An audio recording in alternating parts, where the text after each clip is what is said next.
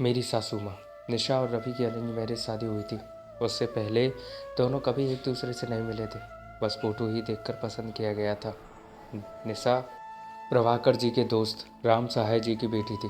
प्रभाकर जी ने जब निशा के बारे में रवि को बताया और उसकी फ़ोटो दिखाई तो रवि ने सर हिलाकर हामी भर दी थी। और हामी करे ही क्यों ना, निशा थी ही ऐसी, जो भी देखे देखता रह जाए। गोरा रंग, लंबे बाल, बड़ी बड़ी आंखें, हाइट भी अच्छी खासी थी। भला की खूबसूरत दिखती थी निशा। बस फिर क्या था, प्रभाकर जी रवि की रजामंदी पाकर अपने दोस्त राम सहाय जी को बुलावा भेजा और अपनी बेटी की शादी निशा से तय कर दी। किसी कारणवश उनकी एंगेजमेंट नहीं हो सकी। शादी की तारीख 2 महीने बाद की निकली थी। 2 महीने का समय कैसे निकल गया पता ही नहीं चला और देखते देखते शादी का दिन भी आ गया।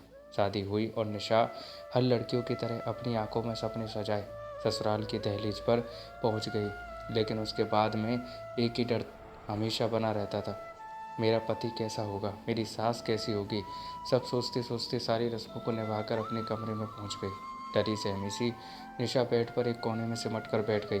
दरवाजे पर आहट सुनकर निशा खड़ी हो गई तो रवि ने देखा निशा परेशान है, तो उसने निशा का हाथ पकड़कर बिस्तर पर बैठाया और उसे पानी पिलाया और फिर पूछा, क्या हुआ, तुम इतनी डरी सहमी सी क्यों हो। निशा ने कहा, मुझे नींद आ रही है और मैं इस रिश्ते को कुछ वक्त देना चाहती हूँ। ठीक है, आप सो जाइए, मैं सोफे पर सो जाता हूँ। निशा गहरी नींद में सो गई और रवि उसे निहारता हुआ वहीं सो गया। सुबह जब सासू माँ निर्मला जी की आवाज़ से निशा की आँख खुली तो उसने देखा रवि वहीं सो गया है। निशा जल्दी से उठकर देखा तो घड़ी में 9 बज रहे थे। जल्दी से बाथरूम में फ्रेश हो नहा धोकर बाहर आए और निर्मला जी के पैर छूकर बोली, वह मम्मी जी सॉरी, मुझे यह रात को देर से नींद आई थी, इसलिए मैं सुबह नहीं उठ पाई और मुझे इतनी जल्दी उठने की आदत नहीं थी। सॉरी मम्मी जी, आगे से ऐसी गलती नहीं होगी।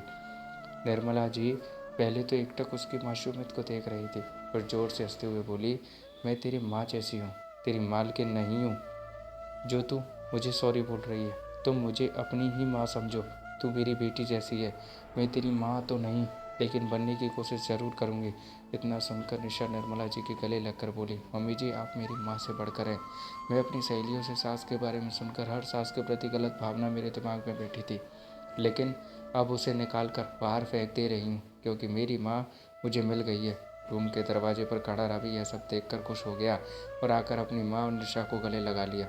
माँ कहो तो एक बात बोलूँ निर्मला जी, बेटा अगर हर घर में आप जैसी माँ और सास हो तो कोई घर टूट कर बिखरेगा ही नहीं। तो दोस्तों, सास बहू की ये कहानी आपको कैसी लगी कमेंट में बताइएगा। अच्छी लगी तो लाइक कमेंट शेयर कीजिएगा। थैंक यू दोस्तों।